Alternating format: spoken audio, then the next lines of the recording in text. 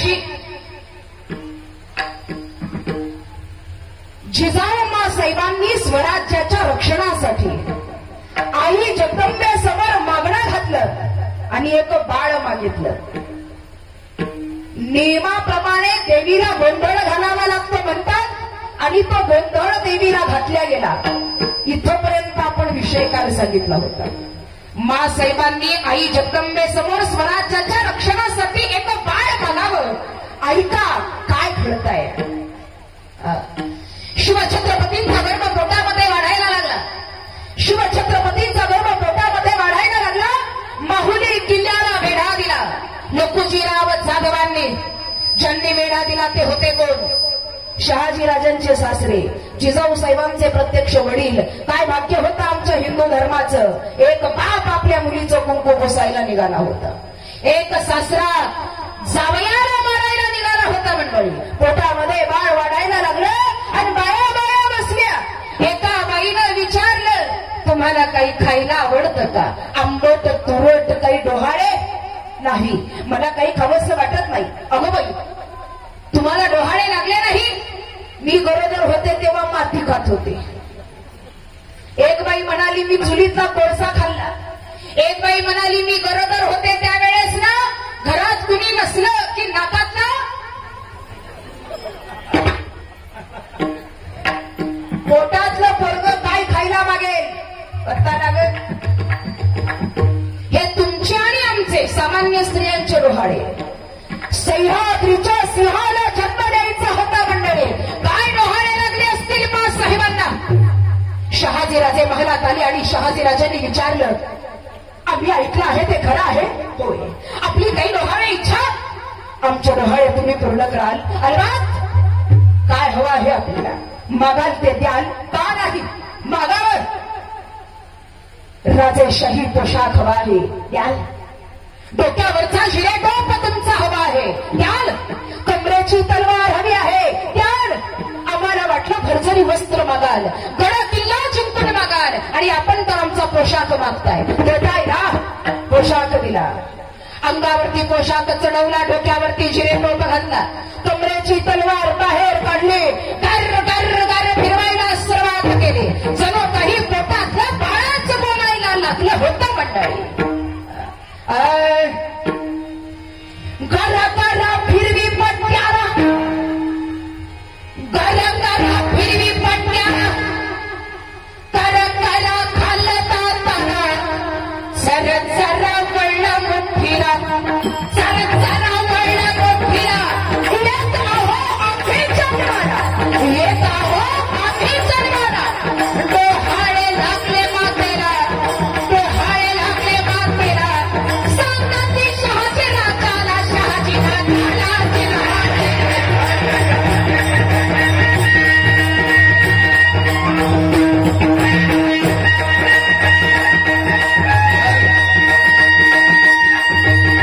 डोहाळे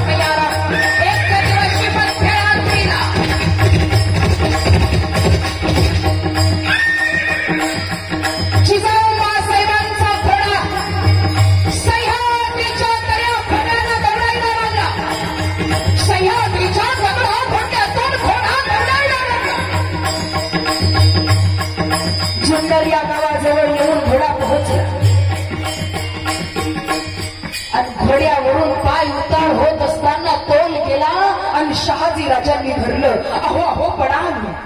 अशी जर तुमची रपेट असेल तर आम्ही पुढे कसं जायचं? मागून शत्रू चाल करून आलाय, कधी घाला घालेल सांगता येणार नाही. आणि तुमची अशी दौड, काय करायचं, कसं जायचं? हे बघा, माझं ऐका.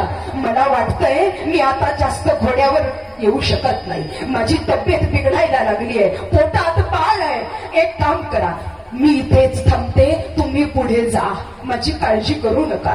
काय या अवस्थेमध्ये तुम्हाला इथं सोडलं हे मर्दाचं लक्षण नव्हे राणी साहेबा. तुम्हाला घेतल्याशिवाय आम्ही जाणार नाही. अहो पण ऐका, माझं ऐका. शत्रू जवळ आलाय, कधी पाणी पोहोचेल, तुम्ही जा, मी थांबते. ऐकायला तयार नाही. आणि मग मासाहेबांनी सांगितलं, मागून येणारा जो शत्रू आहे ते तुमचे सासरे आहे, म्हणून तुम्हाला धोका आहे. पण माझे मात्र वडील आहे, आणि कुठल्याही मुलीला तिच्या बापापासून कधीच धोका नसतो. तुम्ही निश्चिंतपणे जा, माझी काळजी नसावी. मंडळी, विश्वासराव देशमुखांच्या वाड्यावर जिजाऊ मासाहेबांना ठेवण्यात आलं. प्रसंग डोळ्यासमोर आला. कळेल तुम्हाला काय सांगायचंय मला. विश्वासरावांच्या वाड्यावर मासाहेबांना ठेवलं आणि लखुजीराव पुढे निघून गेले. शहाजीराजे पुढे निघून गेले. लखुजीरावांना कळालं जिजाबाई वाड्यावर आहे, आणि लखुजीराव वाड्याच्या दिशेने सैन्य घेऊन निघाले. मासाहेब नेमक्याच दबून खाली बसल्या. वाड्यात पोहोचल्या आणि नेमक्याच दबून खाली बसल्या. थोडस पाणी पिलं, घशातनं पाणी खाली गेलं, आणि एवढ्यात एक शिपाई पळत आला. राणी साहेबा, राणी साहेबा, वाड्याला वेढा पडला. मासाहेबांनी पोटाला हात लावला. जगदंब जगदंब जगदंब, माते रक्षण कर, माते रक्षण कर. एवढ्यात लखुजीराव वाड्यात येऊन पोहोचले. बसल्या बसल्या मासाहेबांनी आवाज दिला, कोण आहे बाहेर? श्रीनिवास सरदार. काय आबा? वडील दारात उभे होते. मंडळी, काय प्रसंग आहे? वडील दारात उभे होते. आबा राहुल नाही जिजाऊ मासाहेबांना भिंतीला हात धरला आणि ताकद लावून मासाहेब हळू सुटल्या. शेजारी तलवार पडलेली होती, ती तलवार हातात घेतली. रणरागिणी जणू काही अंगात संचारली होती. खालची तलवार उचलली, तलवार बसली. मासाहेब कडाडून धावून गेल्या. खबरदार आबासाहेब, पुढे पाऊल टाकाल तर खाटोळी केली जाईल. आवाज कुणाचा होता? मासाहेबांचा. स्वतःच्या वडिलाच्या अंगावर तलवार घेऊन धावून आल्या होत्या मासाहेब. मंडळी, लखुजीरावानं आपल्या पोरीला समोर बघितलं, लेकीला समोर बघितलं. शत्रू असला म्हणून काय झालं? बाप होता, आणि बापाच्या हृदयाला पाझर फुटला. हातातली तलवार गळून खाली पडली. हात पसरले आणि मोठ्या प्रेमानं लेकीला आवाज दिला, जिजा जिजा, ये ग जिजा, ये बाळा, ये. किती दिवसातून बघतोय माझ्या लेकीला, माझ्या लेकराला. ये बाळा, ये. तलवार खाली टाकली. मासाहेबांनी हळूहळू वडिलांच्या जवळ आल्या.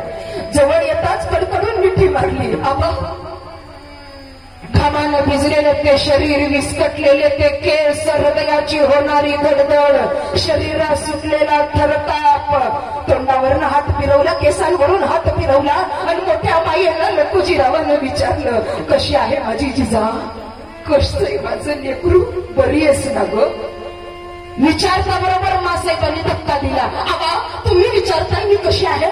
तुम्ही ही जिजा कशी आहे ऐकायचंय तुम्हाला? ऐका आबा, तुम्हाला माहितीये मी आई होणार आहे, तुम्ही आजोबा होणार आहात. माझ्या पोटात बाळ आहे आबा. पण असं म्हणतात, पोटात बाळ असलं की पाय सुद्धा जपून टाकावा, नाहीतर त्या बाळाला धोका असतो. पण याच बाळाचे प्राण वाचवण्यासाठी सह्याद्रीच्या दऱ्याखोऱ्याला फिरते आबा. अशी आहे तुमची जिजा, अशी आहे तुमची लेक.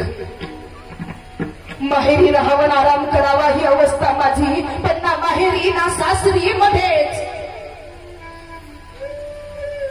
ही जागा धोक्याची आबा. इथं कधी शत्रू येईल माहित नाही, इथं सैन्य नाही, शिपाई नाही, पण हे बाळ मला हवंय म्हणून इथं आहे. वास तोंडाला हात लावला, वास ऐकवत नाही. एक काम कर बाळा, मला पुढे निघायचं आहे, पण तुझी ही अवस्था बघून माझा पाय निघत नाहीये. बाळा एक काम कर, शहाजीराजे इथं नाही, एक काम कर, तू चल माझ्या सोबत. कुठं आबा? राजा सिंदखेडला. पोरी चल माझ्या सोबत, मी तुझी चांगल्या ठिकाणी व्यवस्था करतो. महिला मंडळ ऐका, बाप म्हणतोय लेकीला चल माझ्या सोबत. पोरीचं उत्तर काय आहे? आबा आबा मी तुमच्या सोबत येऊ शकत नाही. त्याचं कारण मी जरी मुलगी जाधवांची असले ना आबा, मी जरी मुलगी जाधवांची असले ना आबा, तरी सून मात्र भोसल्यांची आहे, सून मात्र भोसल्यांची आहे. माझ्या नवऱ्यानं मला इथं सोडलंय, माझा बाप जरी चल म्हणला तरी येऊ शकत. अगं पण तुझी ही अवस्था, माझी काळजी वाटत असेल तर शिवनेरी नावाचा गड इथून जवळ आहे. या शिवनेरी किल्ल्यावर मला नेऊन सोडा. मासाहेबांना शिवनेरी गडावर नेण्याची तयारी चालू झाली. गड चढत असताना शिवाई देवीचं मंदिर लागलं. लखुजीराव दर्शनाला थांबले. कमरेचा कसा काढला आणि मासाहेबांच्या हातात दिला. तरी जगलो वाचलो तर येईल बाळाला भेटायला, माझ्या नातवाला बघायला. पण जर नाही आलो तर हा आजोबाचा आशीर्वाद म्हणून बाळाच्या अंगावरनं ओवाळून देवीच्या पायावर ठेवून बरं का. आभा असं बोलायचं नाही, देवी पुढे उभी आहात असं बोलायचं नाही. तुम्हाला यावं लागेल, माझ्या बाळाला भेटायला बघायला यावं लागेल. अरे एकरा येतो मी. लखुजीराव निघून गेले. काही दिवसांनी दौलताबाद या ठिकाणी म्हणजे देवगिरी किल्ल्यामध्ये लखुजीरावांना बोलावण्यात आलं आणि त्याच ठिकाणी त्यांच्या देहाचे तुकडे तुकडे तुकडे करण्यात आले. अमानुष टक्कर झाली. ही बातमी बराबर गेली. आबा गेला, मला सोडून गेला. आबा ज्यांच्यासाठी चंदनाप्रमाणे देह झिजवला त्यांनीच तुम्हाला संपवलं. स्वतःच्या मुलीच्या कुंकावाचा विचार केला नाही त्यांनी तुम्हाला संपवलं. तुम्ही गेलात पण मी जिवंत आहे. आणि मासाहेब आजारी पडल्या. शिवनेरी गडाचा दरवाजा बंद झाला, वाड्याचा दरवाजा बंद झाला. सुई नाही, ताई नाही. बाळंतपणाच्या वेदना वाढायला लागल्या. एक दिवस गेला पण तब्येतीत सुधारणा होईना. आणि मग मात्र गडावरची मंडळी चिंतेत पडली. काय घडतंय कोण जाणे, काय घडतंय कोण जाणे. जगदंबे दुसरा दिवस उजाडला. तब्येत बिघडतच चालली होती. सूर्य डोक्यावर आला. निरोप बाहेर यायला. सगळी मंडळी वाड्याच्या दरवाजाकडे बघायला लागली. काय घडतंय जगदंबे? राणी साहेबांवर लक्ष असू दे, आमच्या बाळावर लक्ष असू दे, सगळं नीट होऊ दे. कुणी प्रार्थना करतंय, कुणी मागणं घालतंय. सूर्य मावळायला लागला, अंधार पडायला लागला. आणि सूर्य मावळत असताना, अंधार पडत असताना हिंदू धर्माचा सूर्य उगवल्या गेला. अंधार पडायला लागला. वाड्याचा दरवाजा उघडला. सगळ्यांचं लक्ष दरवाजाकडे गेलं. काय विरोध आहे? एक बाई वाड्याच्या बाहेर पळत आली. तिनं सगळ्यांकडे बघितलं. सगळ्यांचे ताण आसुसले होते. काय विरोध आहे, काय विरोध आहे. आणि एवढ्या त्या बाईनं आवाज दिला. अरे ऐकलंच ना, अरे ऐकलंच ना.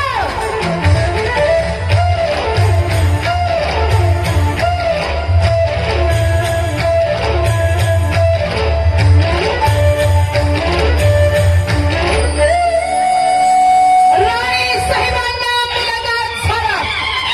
शहाजी राजांना मुलाखत झाला. राणी साहेबांना मुलाखत झाला. राज जन्माला आलं. आनंद झाला कुणाला, माणसांना आनंद झालाच. पण सह्याद्रीला आनंद व्हावा एवढा स्वराज्याचा धनी जन्माला यावा. म्हणून म्हणतात